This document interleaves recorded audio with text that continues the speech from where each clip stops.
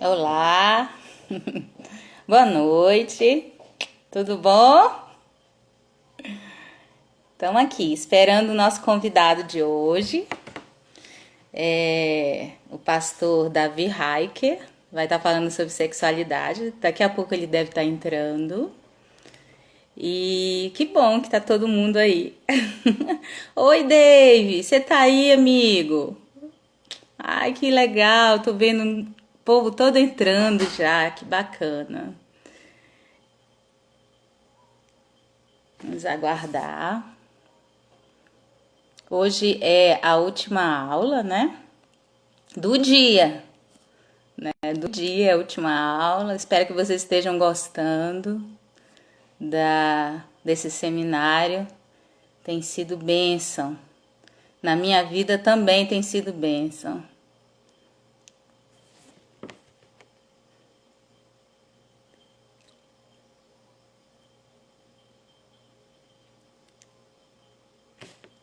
Esperando o pastor Davi Heiker.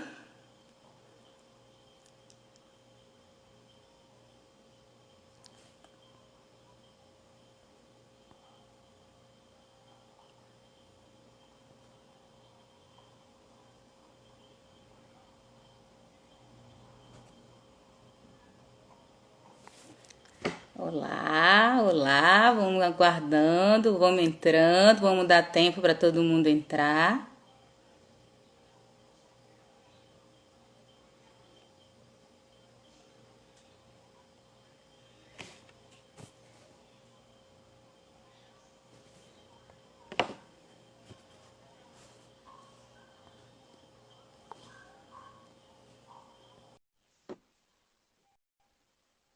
Estamos aguardando o pastor Davi Reich, daqui a pouco uma aula poderosa sobre sexualidade.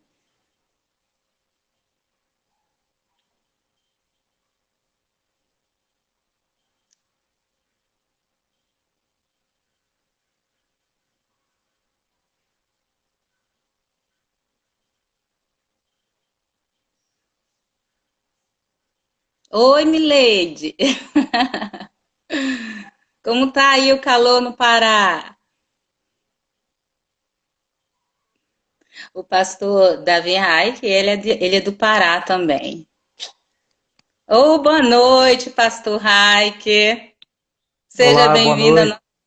ao nosso seminário. Estávamos aqui só aguardando você. Ótimo. Então, gente, Prazer, um prazer estar aqui.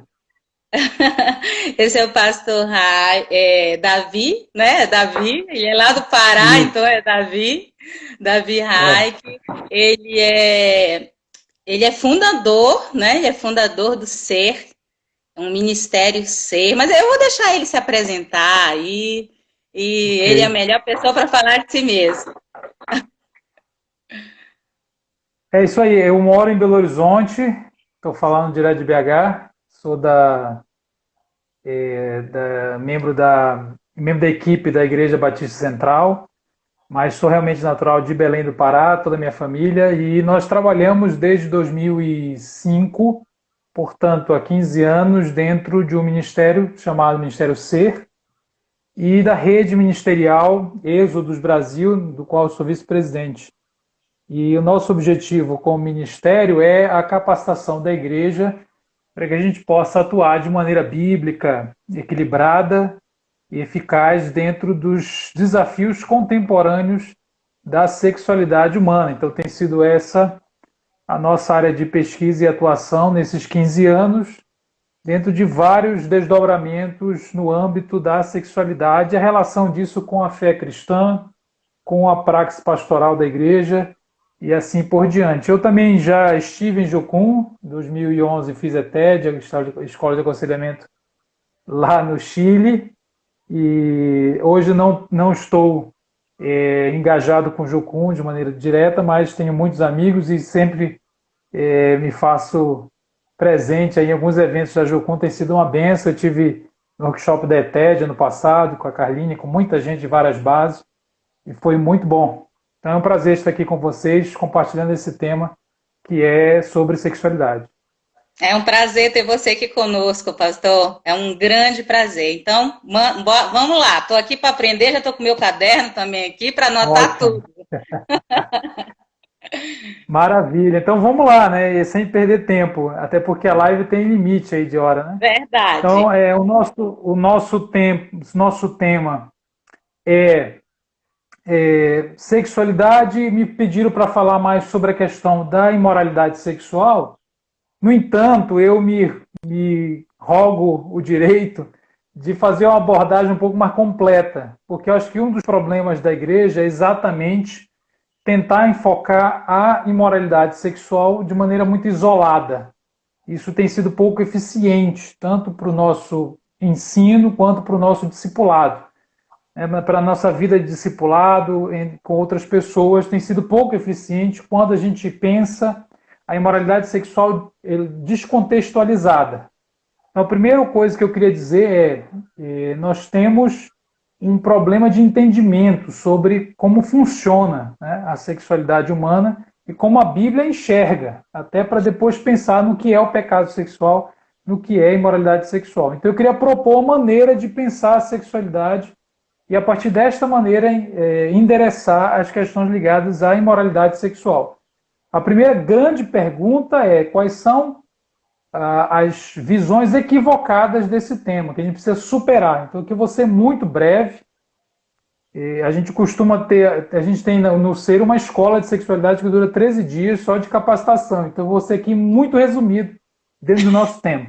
Então, eu identifico pelo menos 3 grandes problemas. O primeiro é uma profunda ignorância do assunto, do ponto de vista, de vários pontos de vista, que promove uma série de mal entendimentos, uma cultura do tabu dentro das igrejas e dentro das famílias cristãs.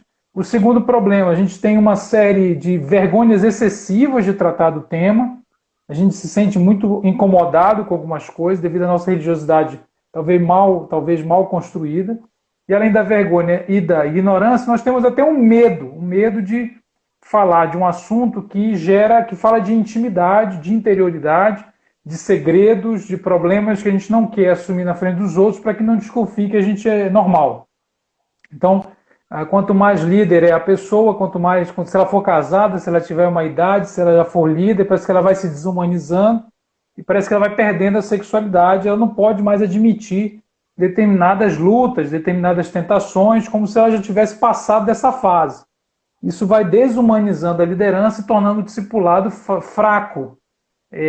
Muitas pessoas estão vivendo uma vida dupla, né? Eu tenho convivido com muita gente que passa 20 anos, 25 anos, se transforma em pastor, em líder, e ele nunca consegue trazer à tona, de fato, lutas na área da homossexualidade, questões relativas a práticas virtuais e práticas não virtuais, né? Então, você tem pessoas casadas que se desumanizam, não tratam do assunto de maneira direta. As crianças são criadas muitas vezes dentro de lares cristãos de maneira muito nebulosa, né? O efeito que a gente deveria ter na vida das crianças, um efeito intencional, ele se torna um efeito muito anêmico, muito fraco, muito disperso, porque a gente não conhece o assunto, tem medo do assunto, esconde-se em nossos armários, muitas vezes, e aí quando a gente vai para uma aula dessa e alguém começa a falar de moralidade sexual, a gente fala, tá vendo? Sexualidade é isso, é um grande problema, né, no qual a humanidade se meteu, deve ser uma coisa do diabo, né, do mundo, uma maldição que a gente tem que superar, porque ela me gera um monte de dificuldades, né, eu não consigo entendê-la, é uma coisa complexa, e sempre quando a gente está diante do complexo, atenção para isso, sempre diante do complexo, há uma tentação em nós irmos por soluções simplistas. Então a gente começa a falar assim, olha, isso deve ser uma coisa muito negativa, a Bíblia está certa mesmo, que a gente tem uma leitura da Bíblia como sexualidade como sinônimo de pecado, de erro, o prazer é um mal, o afeto é um problema, Deus quer extirpar o prazer da minha vida, quer me tirar do pecado, então ele precisa anular a minha sexualidade. Então a gente vai construindo uma visão sobre esse tema muito deturpada, muito longe da visão bíblica. E sempre focando a questão do pecado, que ela é fundamental, mas ele precisa ser visto dentro de toda a visão das Escrituras sobre o assunto, né? Então eu queria propor essa visão. A imoralidade sexual não aparece na Bíblia fora de um contexto. Ela aparece dentro do que a gente pode chamar de grande história da salvação, né? Então, seria uma narrativa da salvação, né, que começa com a criação de todas as coisas. O segundo elemento é a queda, é onde estaria inserida, né, as nossas questões da imoralidade. Você tem um terceiro momento, que é a possibilidade de redenção, por meio de uma relação de fé em Cristo, uma redenção, uma reconciliação com o Pai e um processo de santificação. E você tem, em último lugar, nesse quadro, você tem a história da consumação, onde todos os problemas serão resolvidos, onde toda dor, sofrimento será extinta. Então veja que nesse quadro, que é um quadro tradicional, você consegue ter um vislumbre melhor do que é a sexualidade para as escrituras sagradas, para o que deveria ser a sexualidade para nós. Então a sexualidade ela possui uma história de criação, queda, redenção e consumação. Ou uma meta-história, né? É como se cada um de nós tivéssemos as nossas histórias particulares.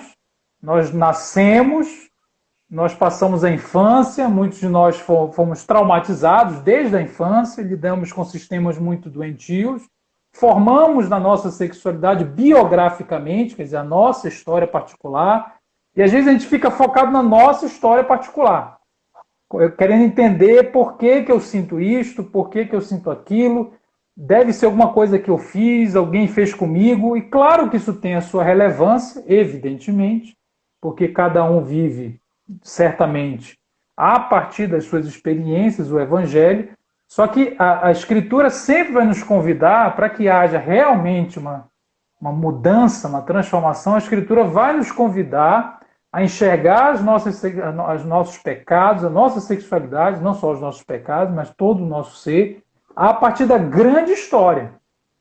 A história de que um dia Deus criou, portanto, muitas informações que a gente precisa resgatar estão lá na criação. Um dia houve a queda, e qual é a essência da queda, né? Se a queda humana é a raiz que produz todos os outros pecados, resta nos perguntar qual é a essência da queda. Como isso afetou a sexualidade? Talvez a gente não tenha claro, né? Como isso afetou a sexualidade? Quais são realmente as questões mais difíceis de se arrepender? Será que as questões sexuais são as mais difíceis de se arrepender, como aparentemente se apresenta? E como é que eu saio disso? Qual é a resposta cristã para uma vida de pecado, né? Uma vida de imoralidade, de porneia, que era a palavra preferida do apóstolo Paulo, né? Uma vida de porneia, que quer dizer basicamente sexualidade ilícita. Ele toma como lícito aquilo que era a lei de Deus, né, no Velho Testamento. E mesmo depois de redimidos, ou melhor, mesmo depois de nascidos de novo, mesmo depois já estamos na Jocum, né, mesmo já somos missionários, já somos pastores, por que o negócio não desaparece? Né? Por que não fica mais, não fica fácil, né? Por que não há sexualidade fácil mesmo para o convertido? Por que ele tem que lidar com uma série de contingências? Por quê? Porque a consumação não se deu. Então a gente está no meio desse tempo entre algo que já é, mas ainda não é plenamente. Nós já temos a salvação, já temos a santificação, já somos justos, se estamos em Cristo, mas convivemos com uma série de perturbações em níveis do afeto, da atração, de um monte de coisa. Então, esse é o quadro que eu queria apresentar, e veja como isso é muito complexo, é muito grande, não dá tempo. Cada área dessa requer um aprofundamento muito grande. E aí a gente está falando de uma pequena área que é a imoralidade sexual. Então, ele está inserida dentro do contexto da queda, que está inserida dentro do contexto dessa grande história, né? Essa grande jornada. que é muito rica e eu preciso entender para me entender, para entender quem eu sou, né? Onde eu estou nesse processo. Tá? Então eu queria primeiro fazer umas colocações sobre a criação rapidamente, tá? Para a gente pensar na queda. Deus nos criou sexuais, é uma ideia dele. Façamos o homem a nossa imagem e semelhança, Gênesis 1, 26 a 28, né, que é o clássico. Macho e fêmea os criou, então a masculinidade, a feminilidade, do ponto de vista do sexo biológico, que é diferente do ponto de vista do gênero, né? Gênero tem mais a ver com as minhas noções, como eu me vejo, como eu me sinto, né? Se eu me sinto homem, mulher, né? Então, a masculinidade, a feminilidade, o sexo biológico masculino e feminino, eles se apresentam em Gênesis 1, antes do pecado existir, como reflexo da imagem de Deus. Então, é alguma coisa muito divina, alguma coisa muito preciosa, muito importante. A sexualidade, então, é nos dada como uma bênção. Deus nos abençoou, Ele vos abençoou, né? E lhes disse ser de fecundos, que façam sexo. Para ser fecunda, tem que fazer sexo. Então, a Gênesis 1 vai nos colocar a sexualidade como dada, como imagem de Deus, como bênção. O problema é que essa bênção precisa ser administrada pela humanidade, por cada um de nós. Então, a palavra-chave, veja, a palavra-chave com relação a se eu vivo a vida para a glória de Deus ou não, é administrar algo. Então, todos nós estamos administrando a sexualidade dada por Deus. Então, imagina a sexualidade como um grande recurso, como um grande patrimônio, né? que foi entregue para alguém. E essa pessoa agora tem que dar bom cabo disso. E aí o problema é que o homem cai.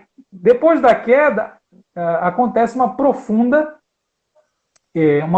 incompetência na capacidade de administrar tudo que Deus criou, que era belo, que era o jardim, que era o prazer.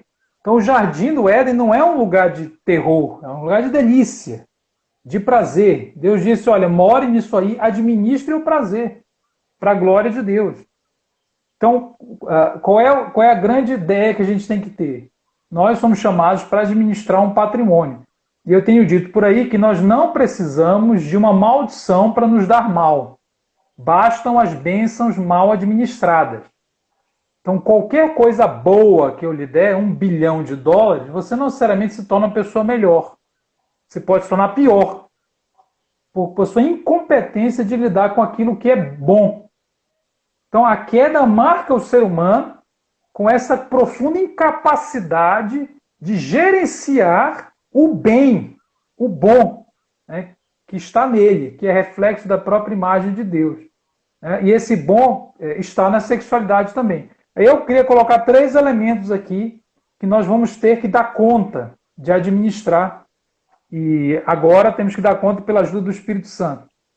Os 3 elementos que meio que estão dentro do que significa ter uma sexualidade. Então, eu já falei que sexualidade é uma dádiva, é uma bênção, é um patrimônio, é um recurso a ser administrado. É a própria imagem de Deus em nós a ser administrado para Ele. Então, 3 elementos dentro desse negócio aí que a gente chama de sexualidade. Antes, deixa eu fazer um parêntese. Muita gente acha que sexualidade é sinônimo de relação sexual. Por quê? Porque está preso naquela ideia de genitália, né? Então ele acha que sexualidade é fazer ou não sexo. Isso não é sexualidade. Sexualidade é muito mais amplo do que isto. Tem a ver com várias outras coisas. Tá? Sexo é uma parte da sua sexualidade. Tanto é que um solteiro em abstinência, ele tem sexualidade. Como é que vai dizer que ele não tem sexualidade? Ele pode não fazer sexo, mas ele tem que lidar com a sua sexualidade, que está ativa. Na verdade, não tem ninguém com sexualidade não ativa. Porque a gente fala assim, fulano tem sexualidade ativa, só quando ele faz sexo. Não faz sentido. Porque se você for solteiro, abstêmico, e tivesse desativado sexualmente, você não teria tentação sexual. Você não teria que lidar com nada. Você estaria resolvido, você estaria desligado. Isso é uma bobagem sem tamanho. Todo mundo tem sexualidade ativa a todo momento, porque não se trata apenas do que eu faço com a minha genitália. A criança, por exemplo, tem sexualidade, ela não pode fazer sexo, é crime, além de pecado é crime, pedofilia. Mas ela tem sexualidade, porque ela lida com alguns elementos que a gente pode considerar como constituintes da sexualidade humana. Quais são esses elementos? É aí onde eu quero chegar. Então, eu vou elencar pelo menos 3 para a gente ser breve. Né? Então você tem na sexualidade a área afetiva, tudo que é afeto afeta a sexualidade, as escolhas sexuais. Afetivo, tá? É uma área muito importante, não dá tempo de entrar na profundidade do que é todo o universo afetivo, que muitas vezes liga as pessoas muito mais do que uma transa, muito mais do que o que acontece da cintura para baixo, é o que acontece da cintura para cima, são os vínculos afetivos, dependências afetivas que se estabelecem para além do que se faz com a genitália. Então, a afetividade, ela é a sexualidade em ação desde a infância. Né? A outra área é a área do prazer. Então, sexualidade, basicamente, é uma maneira de administração do prazer. E eu te pergunto, eu pergunto para cada um, né, que está nos escutando, como nós estamos administrando o prazer? Né? O prazer vem de Deus? Claro que vem. Então, o fato de nós sermos seres afetivos é de Deus. O prazer é de Deus. O problema é como a gente cuida disso. Tá? Eles não são maus em si. Tá? Além do prazer e do afeto, tem um terceiro elemento que eu vou chamar aqui de desejo. A gente podia chamar de atração sexual, para não confundir com cobiça. Eu não estou falando de cobiça. Existe uma coisa chamada desejo sexual ou atração sexual ou cupidez, como alguns chamam, que é a ideia de que todos nós somos atraídos sexualmente uns pelos outros. A gente vai ter que assumir esse fato, sim ou não? Né? A gente vai ter que assumir esse fato. Esse fato, ele, inclusive, não confundir com cobiça, por quê? Porque a atração sexual não é um ato da vontade. Não é um ato moral. Eu não decido a atração que tenho. Se eu pudesse decidir a atração que tenho, eu não teria atração indesejada. Se eu pudesse decidir a atração que tenho, e quando a tenho, eu desligaria a minha atração para me facilitar a existência, meu Deus do céu. Né? Se nós pudéssemos simplesmente cancelar, como alguns erroneamente talvez tenham orado, dizendo, Deus, apaga de mim, arranca de mim, faz sumir, faz cessar, como se houvesse alguém na face da Terra, sexuado, que não tem que lidar com atrações inconvenientes. Todo mundo tem. O hétero, o bi, o trans, o homo, o solteiro, o casado, todos nós temos atrações que nós preferimos não ter. Vou citar o exemplo aqui do hétero. Né? O cara é solteiro, a menina é solteira, ela se sente atraída por outros corpos. Quer ela queira ou não. Né? O que ela faz? Ela decide o que fazer com cada atração que tem. Por quê? Porque nós não somos seres animais, não somos seres do cio. Né? Nós conseguimos mediar as atrações, administrar, se a gente quiser dizer assim. Né? Nós não somos reféns das atrações que temos por não sermos cadelas e cachorros. Pelo menos a maioria. Nós somos capazes de decidir o que fazer com a atração que temos, mas a temos de maneira involuntária.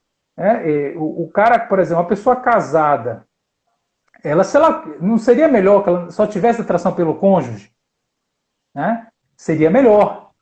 Mas isso não existe. Então resta a oração, não vai ser a oração, Deus tira de mim a atração que faz sumir. Não. Resta a oração, Deus me dá maturidade suficiente para conseguir dar conta das atrações que eu tenho. Porque mesmo que elas mudem, né? Mesmo que elas migrem de uma espécie para outra espécie, quer dizer, eu deixo de ter atração homossexual e passo a ter atração heterossexual, por exemplo, que é o fetiche de muita gente, e até com uma razão, eu entendo o que se passa. Mas mesmo que isso aconteça, não vai cair num vácuo, né? A menos, excetuando os assexuados, que tem uma minoria chamada de assexuados, não, você vai sempre ter que lidar com atrações, escolhendo o que fazer com elas, né? E não se tornando reféns delas. Então você tem os afetos, você tem a atração, que é diferente de cobiça, e você tem o quê? O prazer. Né? Então, veja, Só são esses três problemas. Se a gente conseguir resolvê-los,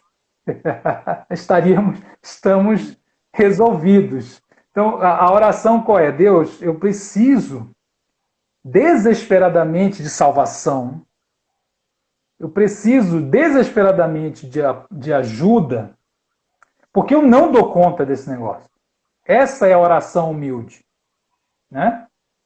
Essa é a oração evangélica, quer dizer, do evangelho. Fala assim, eu tenho isso aqui, eu celebro isso aqui, quer dizer, no sentido de que Deus criou, isso foi afetado pela queda, portanto, é uma realidade precária, e eu não consigo viver de mim mesmo, para mim mesmo, eu não consigo administrar isso aqui para a tua glória.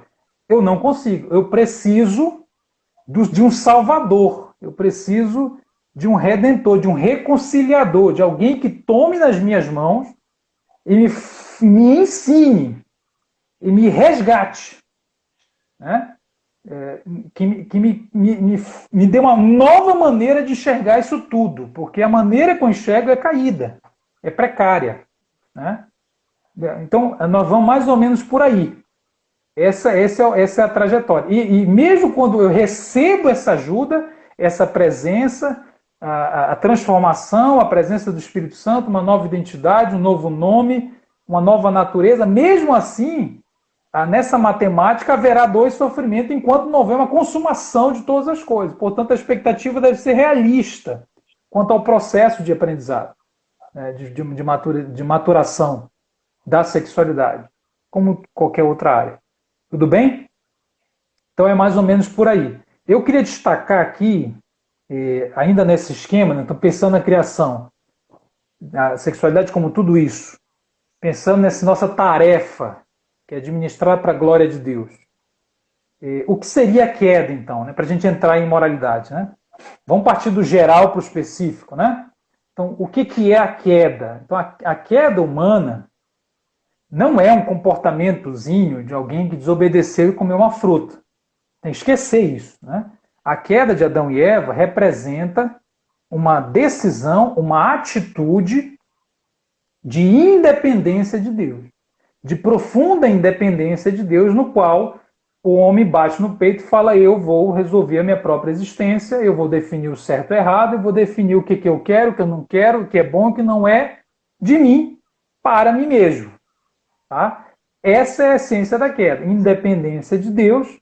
O coração, então, se basta, né? Você faz o que dá vontade e você vai tentar resolver todas as suas legítimas demandas, tudo que você precisa para existir. Nós precisamos de uma série de coisas para existir, né?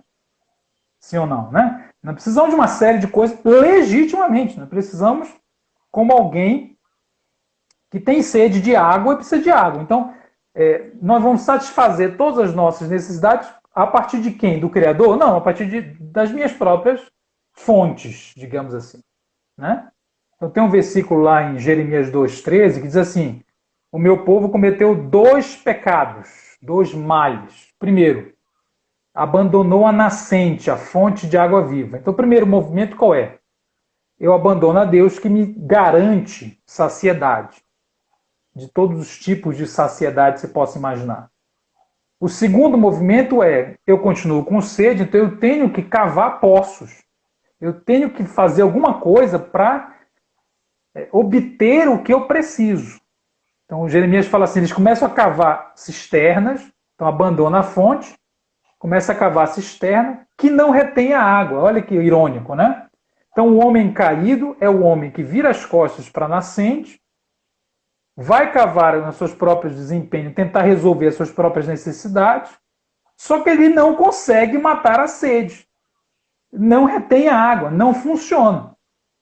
É por isso que a imoralidade sexual, como substituta do Criador, é uma idolatria da criatura. A imoralidade sexual é basicamente uma tentativa humana, idolátrica, de tentar satisfazer as suas necessidades de afeto, de amor, de valorização, de um monte de coisa, de socorro, né? De felicidade, satisfazê-las aonde? Na criatura. Né? Na criatura. Então, é uma busca profunda que é o segundo passo. O primeiro passo primeiro, o abandono à nascente, segundo Jeremias 2,13, né? Então é uma troca de deuses, o profeta vai dizer.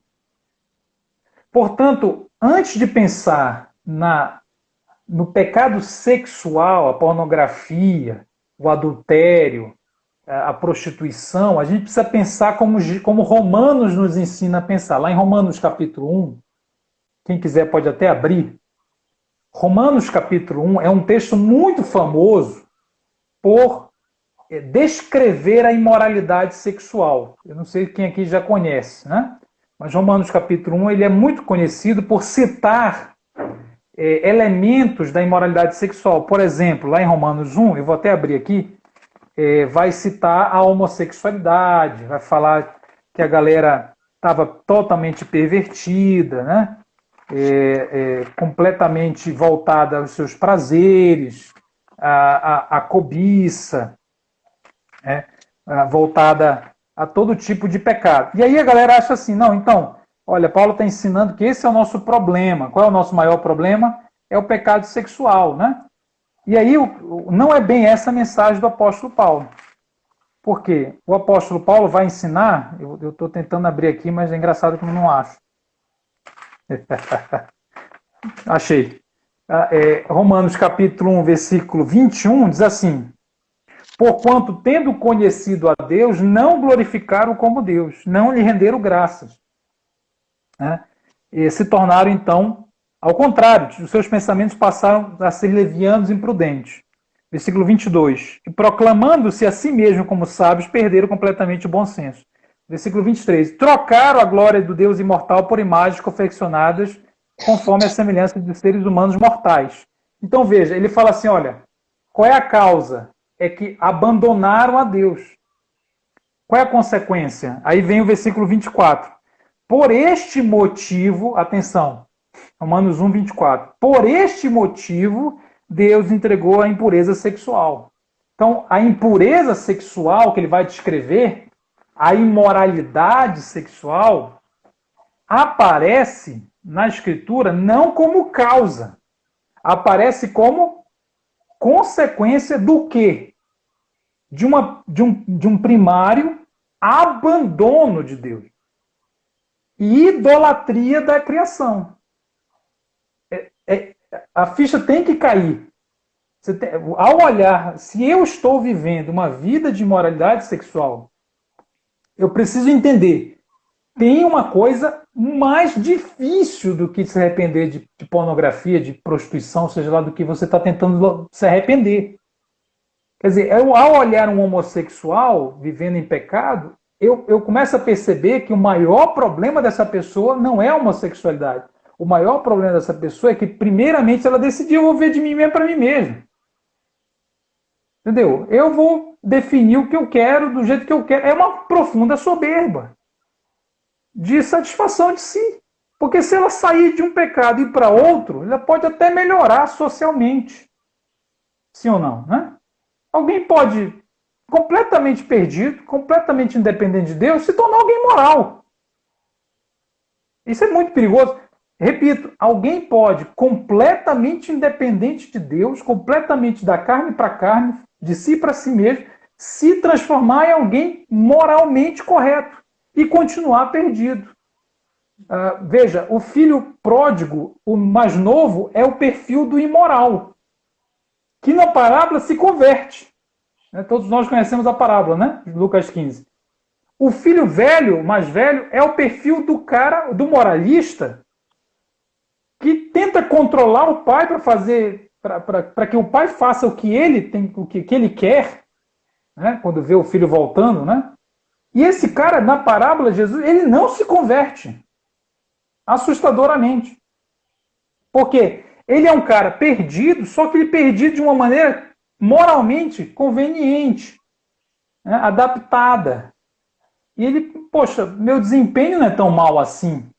Então, veja, o problema de pensar na imoralidade sexual é achar que eu vou sair de um determinado tipo de comportamento e ir para uns comportamentos fazer coisas mais comportadas, mais evangélicas, mais religiosas, e eu vou resolver o problema da pessoa.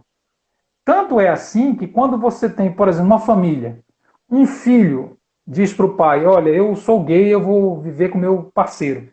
A família entra em crise, profunda crise. Se esse filho tivesse dito, olha, eu vou embora, eu não quero saber de Deus, mas eu estou com uma mulher. É claro que é diferente. Só que você percebe claramente que a galera quer o quê? Se você pecar de maneira certa, quer dizer, entre aspas, né?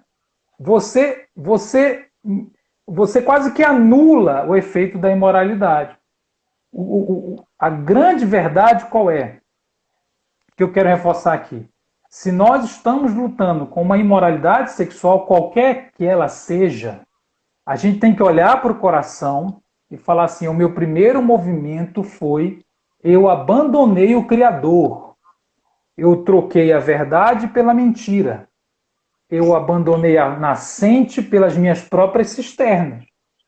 E eu estou tentando satisfazer as minhas necessidades existenciais a partir de mim mesmo. Portanto, a minha imoralidade sexual é apenas o fruto da árvore. É a parte que choca os outros. É a parte que eu sinto, né, que me afeta, mas que esconde a floresta. Essa árvore esconde a floresta. Qual é a floresta? É o movimento que Paulo está dizendo aqui. Eu vou até repetir, aliás, eu vou até ler mais um versículo que vai dizer, versículo 25, né? Porquanto trocar a verdade de Deus pela mentira e adorar objetos e seres criados em lugar do Criador, que é bendito eternamente, amém. Aí o versículo 26 diz assim: por esta razão Deus entregou a paixões vergonhosas. E a gente fica preocupado com as paixões vergonhosas. Fala assim, alguém precisa resolver meu problema com pornografia. Alguém precisa me dizer assim, o que eu faço? Meu Deus, me dá uma solução mágica, me dá uma oração, me faz uma... Me mostra sabe, uma tabela onde eu possa dizer aqui, se eu fizer isso, vai desaparecer como magicamente. Como se a imoralidade sexual estivesse divorciada da atitude do coração, que é uma fábrica de ídolos. Então, para lidar com a imoralidade sexual, nós vamos precisar olhar para o coração e falar, meu Deus do céu, eu preciso voltar onde eu caí. Eu preciso voltar onde eu caí. Onde foi que eu caí? Foi o dia que eu olhei para mim mesmo, olhei para o céu, olhei para o espelho, olhei para, sei lá, para o diabo e disse, eu vou mandar na minha vida. Eu faço o que eu quiser. Né? E essa humilhação, que é muito difícil de lidar, quando a gente está diante da imoralidade sexual. Então, o processo de santificação começa com esta posição de humilhação diante de Deus. De entender que nós não vamos resolver, de chegar no chão e falar, ou a graça me resgata, ou eu provei que eu não consigo. O meu desempenho não é capaz de me levar a Deus, de me levar a uma vida saudável. É uma desistência de si. É um esquecimento de si. Né? Por quê? Porque fui afetado pela queda e eu não tenho salvação em mim mesmo. E esses comportamentos destrutivos são consequências de uma atitude de alguém que vive de si para si mesmo. Então, o contrário da cobiça é a humilhação. Né? O contrário da cobiça é a humilhação. O contrário da cobiça é uma submissão a Deus. Né? Por quê?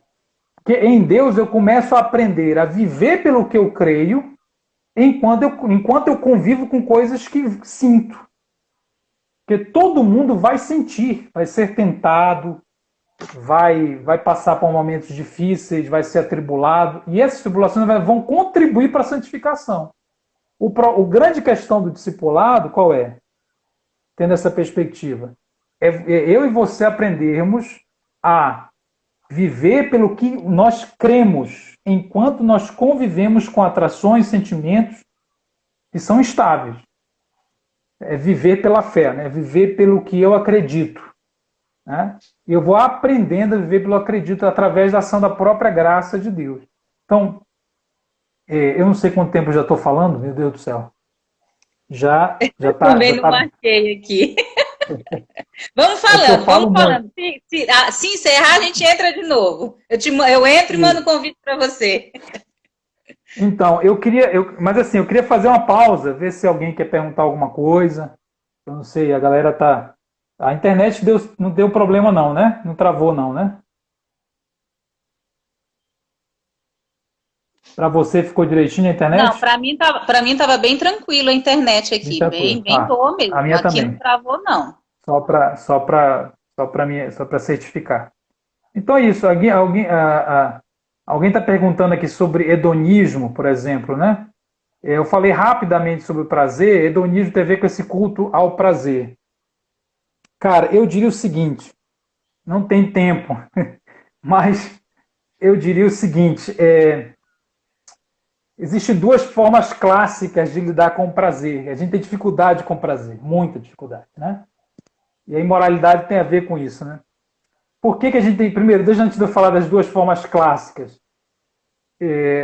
O prazer é difícil, primeiro porque ele é necessário. Esse é o primeiro elemento. Não tem como viver a vida sem doses de prazer. Isso é um delírio, né? Talvez um delírio ascético, um delírio estoico. A ideia é assim, não, eu vou viver a vida sem prazer nenhum, eu vou só viver pelo que eu devo fazer, né? Eu vou anular o prazer na minha vida, porque prazer me remete ao pecado, né? Me remete à carne. Então, a primeira grande dificuldade do prazer é que ele é necessário. Ele não pode ser negligenciado. Toda vez que você negligencia completamente o prazer, ele vai te dar um rebote, ele vai te derrubar. Ele vai te derrubar. É necessário encontrar formas saudáveis e edificantes de experimentar o prazer. Prazer aqui eu não estou falando de sexual só não, tá? Estou falando de maneira geral, né? De maneira geral. É como se você... basta a gente pensar assim, quando a gente se alimenta, come, a gente não come só para nutrir. A gente também come por prazer. Se a gente comer só para nutrir, pela necessidade de comer, como é que a gente comeria, né? A gente não teria tanto tempero. Para que tempero? Se não para estimular as papilas, as sensações, a sinestesia, né? Os sentidos. E a gente gosta de. Isso de alguma maneira faz parte do belo da criação, faz parte de alguma coisa que está aí, está dada e que é necessária. Né?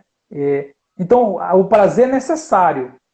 O grande problema é que ele, por mais necessário que seja, ele pode se tornar um elemento altamente, qual palavra usar? Altamente condicionante. Ele começa a nos condicionar. Ele começa a sair do controle e começa a desempenhar um papel que ele não deveria desempenhar. Ele é como alguma coisa que eu preciso cultivar, mas que se eu não vigiar, ele meio que extrapola os seus limites e de repente ele está começando a mandar na nossa vida. Essa que é a boa verdade. Né? Por quê? Porque ele é necessário, mas é necessário também o controle. Né? É necessário o desprazer. O prazer é tão necessário como o não prazer.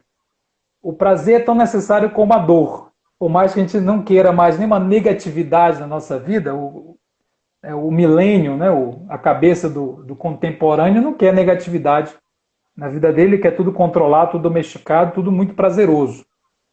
Não quer muita frustração. Mas a frustração é tão necessária quanto a fruição do prazer. E aí que está o grande problema. Né? Como é que a gente vai administrar isto? Né? A necessidade do prazer e a necessidade do não prazer. Por que é preciso o não prazer? Porque se eu não experimentar frustração, eu não cresço. Eu simplesmente não saio da infância. Né? Se eu não expressar nenhuma frustração, se eu não experimentar frustração, eu simplesmente vou viver a vida centrado no meu umbigo.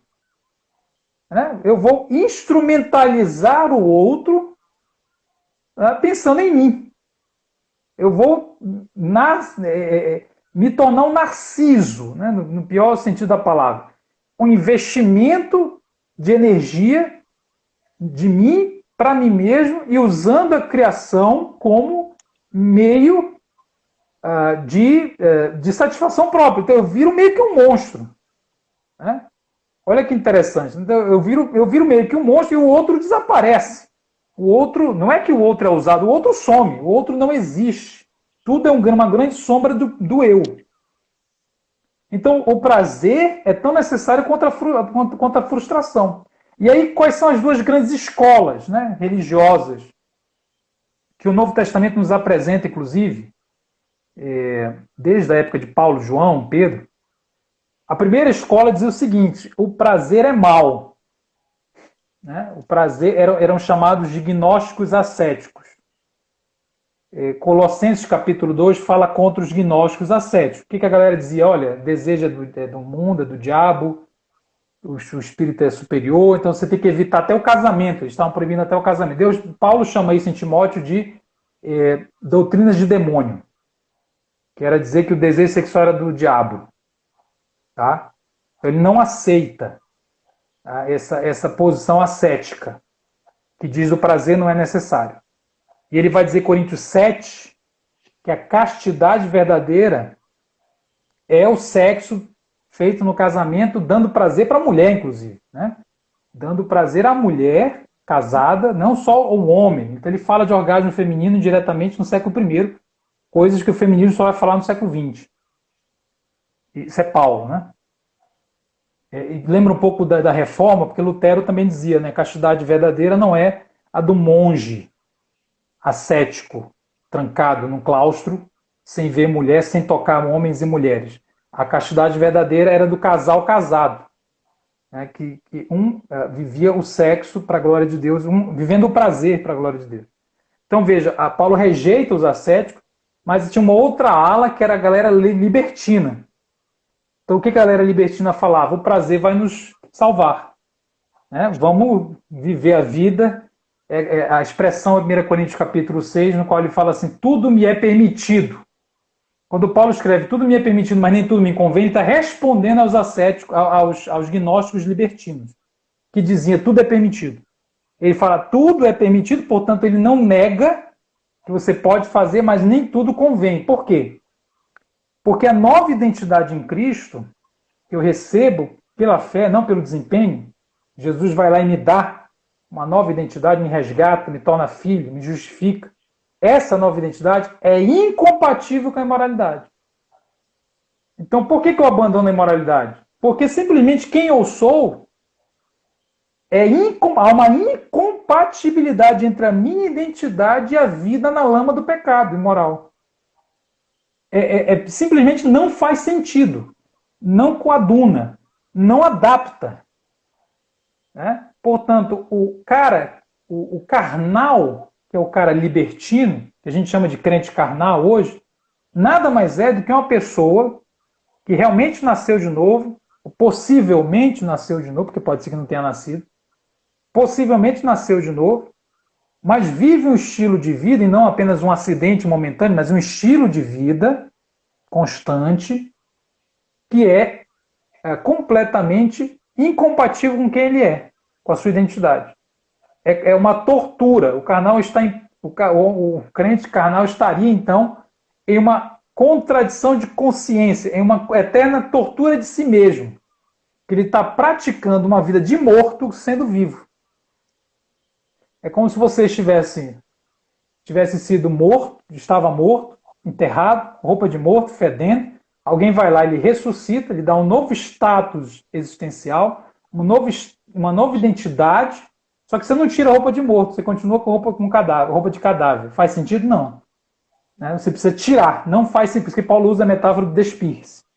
Né? Despir-se porque não faz mais sentido diante da nova identidade em Cristo. Então, o hedonismo entra aí com esse culto ao prazer, se associando um pouco do que Paulo experimentou com os gnósticos libertinos, que faz muito sentido na nossa geração, porque a nossa geração é a geração da positividade, é a geração da felicidade. Todo mundo quer ser feliz, é isso que vai acabar com o mundo. Né? Não é o coronavírus, não. E vai matar a gente, é todo mundo querendo ser feliz ao mesmo tempo. Não dá. simplesmente não dá, né? O mundo tem, as coisas não são assim. Então a felicidade nos matará a todos, né? Essa busca desenfreada por uma felicidade que se resume ao prazer, que vai infantilizando a fé, infantilizando a consciência e vai instrumentalizando o outro, que se torna um objeto de prazer, não mais não mais uma pessoa, mas um objeto, né? Como diria o Buber, né? Não mais um tu, mas um isso. A pessoa se transforma no isso. Então aqui a galera está falando do equilíbrio, maturidade, fala sobre a dependência de Jesus até a morte de cruz. Pessoas, maravilha. Eu acho que por enquanto é isso. Vamos como aí?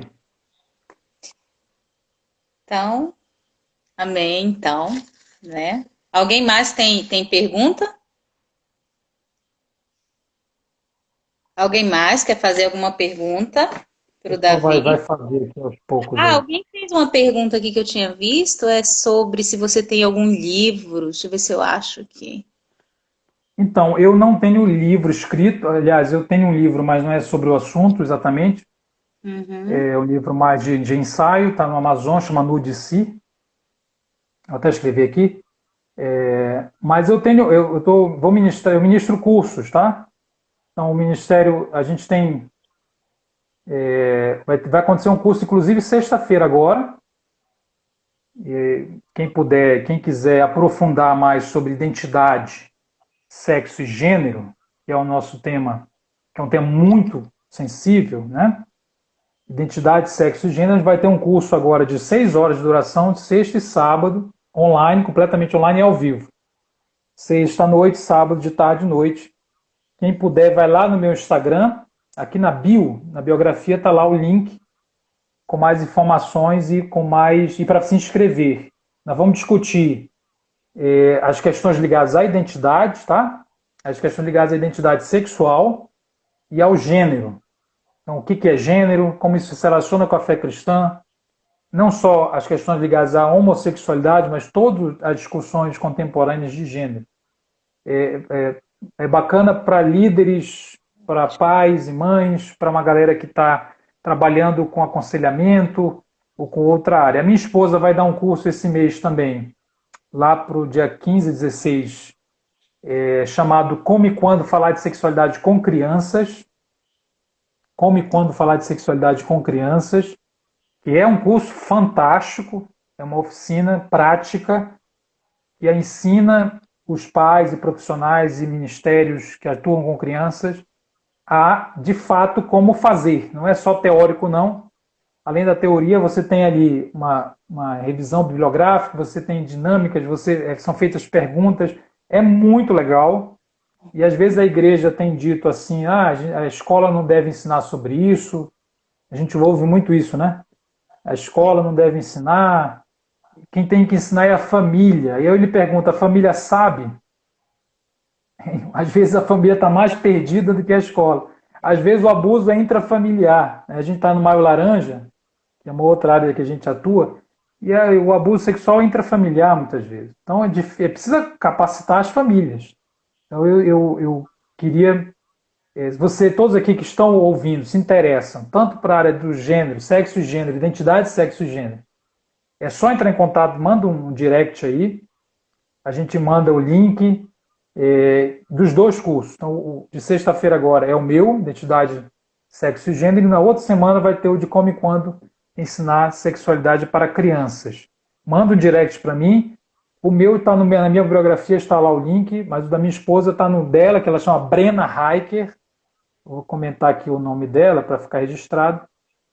E aí, mas qualquer coisa é só mandar um direct aí. Tá bom? Então eu queria agradecer, foi muito rápido, né?